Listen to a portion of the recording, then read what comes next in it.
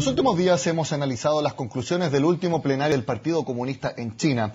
En concreto, se mantuvo la dicotomía que todos conocemos, es decir, un país liderado por ideas de izquierda en lo político, pero con un manejo económico más cercano al libre mercado. Algo que incluso se acentuaría a futuro. De eso conversaremos con Shihong Lei, director de programas en Asia de la Universidad Adolfo Ibáñez. Shihong, gracias por su tiempo en Agenda Económica. Mucho gusto por esta invitación. ¿Es correcto lo que introducía en esta entrevista? Sí. Que se acentúa el libre mercado, pero se mantiene la tendencia de izquierda, de comunista en lo político. Sí, a pesar de que la palabra comunista acá en Chile tiene ciertas resonancias que no son exactamente las mismas que tienen en China. Pero en este momento, con estas nuevas disposiciones del tercer plenario, lo que ocurre es y se da un nuevo impulso a las reformas económicas que ya habían comenzado con Deng Xiaoping, habían aumentado en el periodo Jiang Zemin, habíamos tenido un periodo más bien de piloto automático durante la presidencia de Hu Jintao, y ahora con el nuevo presidente Xi Jinping se le da este nuevo impulso que por supuesto la economía necesita. Son impulsos fuertes. Yo he visto, por ejemplo, algunos analistas que esperaban medidas concretas, de las cuales no hay. Simplemente se habla de que, por ejemplo, el mercado se tome un rol más preponderante para asignar recursos, pero aún bajo control del Estado. Se le dan más, por así decirlo, atribuciones en la propiedad agrícola para las personas. ¿Cree usted que fue un giro fuerte, débil, no cambia mucho? Desde el punto de vista occidental, en que el paradigma es la inmediatez, por supuesto que se ve lento. Desde el punto de vista chino, en que el paradigma es el gradualismo y el pragmatismo, esto está perfectamente en consonancia con el ritmo que los mismos chinos quieren llevar adelante. ¿Qué cree usted que es lo más importante en materia económica que se recolectó, que se deduzco en este último plenario? Hay un cambio de concepto. En los análisis anteriores, y los documentos que están ahí son públicos, digamos, se establece de que el mercado es la base, es el elemento básico. En esta nueva declaración se establece que el mercado es el elemento preponderante. Eso podrá ser solamente lenguaje, pero significa un cambio de grado, ¿ya?, en el impulso que sigue la reforma de aquí para adelante.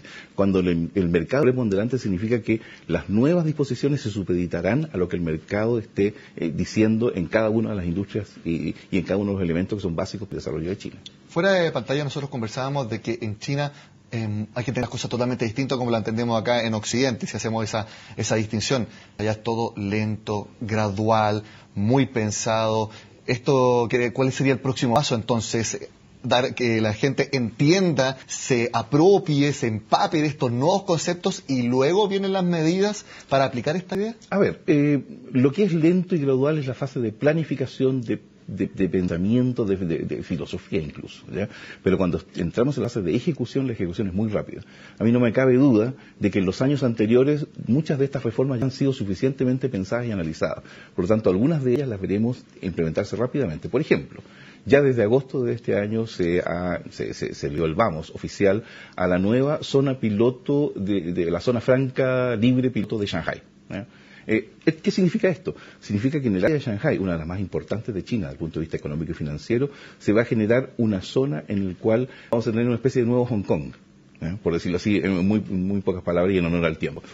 ¿Qué significa esto? Que no solamente vamos a tener dentro de China un área en que todo va a ser mucho más libre, sino que además la interacción de esta China libre con las otras regiones de China va a ir dando la pauta de cómo se van a ir liberalizando políticas y áreas económicas en otros lugares de China. Lo que se está haciendo aquí brevemente es replicar en el área financiera y en el área que es una de las más sensibles de China, lo mismo que se hizo 35 años atrás con las zonas de desarrollo económico para bienes y servicios.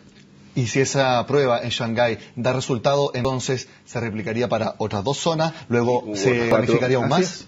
Porque cuando hablamos de la primera reforma económica, cuando China era 100% socialista y maoísta, primero comenzaron 3-4 zonas, después se extendieron a 10-12, y después ahora podemos decir de que toda China tiene esta mezcla de mercado por una parte y planificación socialista en la cúpula por otra.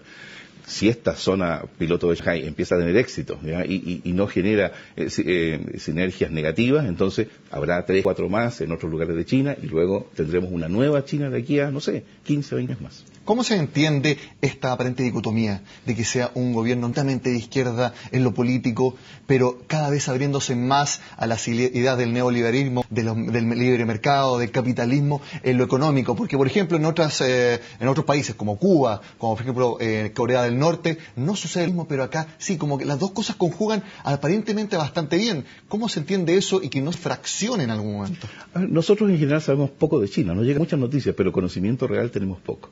Yo no me atrevería a decir de que el gobierno chino es un gobierno, comillas, de izquierda. Es un gobierno que tiene un fuerte componente nacionalista, que está comprometido con el desarrollo de su país y que toma y usa un cierto lenguaje que es herencia de la época socialista. Cuando uno escucha y lee las declaraciones, sí, dice, bueno, esto es una típica declaración de un partido comunista, pero cuando uno observa y analiza lo que ocurre realmente en la práctica está lo que nosotros vemos, una economía que cada vez se va haciendo más y más libre y en el cual el sector privado ya da cuenta del 60% del Producto Interno Bruto y la idea es que llegue al 80, 85, 90. También conversábamos... de una torta económica cada vez más grande, por lo demás. También conversamos de que los chinos son bastante pragmáticos. Si les resulta algo en lo político, está bien, se mantiene.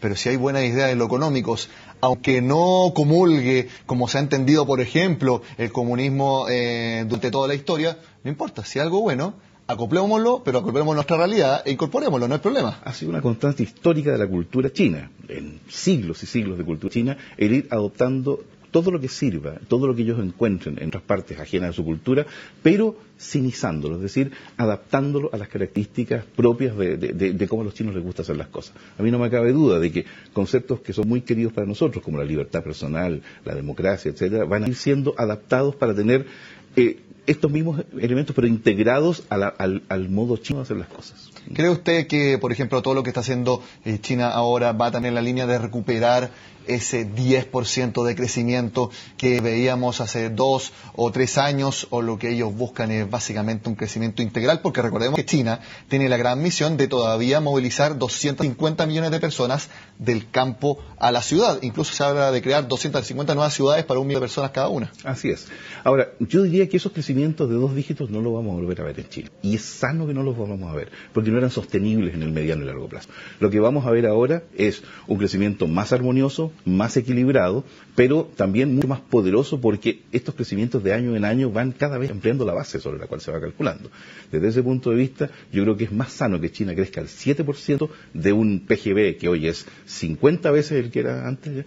Y lo más importante, lo que nosotros vemos como una nueva China que emerge, para los chinos es nada más que volver a una situación que para ellos fue normal. Porque durante el siglo XVII o siglo XVIII, cuando comienzan a existir las series económicas, China daba cuenta de alrededor del 22-23% del Producto Interno Bruto del mundo de entonces. Luego declinó fuertemente en el siglo XIX, y hoy día lo que los chinos sienten es que están recuperando el sitial que se tuvieron. Bueno, sin duda siempre es bueno conocer un poco más de una cultura que, si bien uno puede sentirla cercana en las noticias, en la realidad, en el conocimiento mismo, uno verdaderamente entiende que sabe bastante poco, y uno siempre se agradece eso. Shihon, le agradezco su entrevista con Agenda Económica. Encantado de haber estado con ustedes. Gracias. Bueno, y con esta entrevista sobre los cambios en la economía china terminamos este jueves Agenda Económica. Los invito a que sigan en CNN Chile.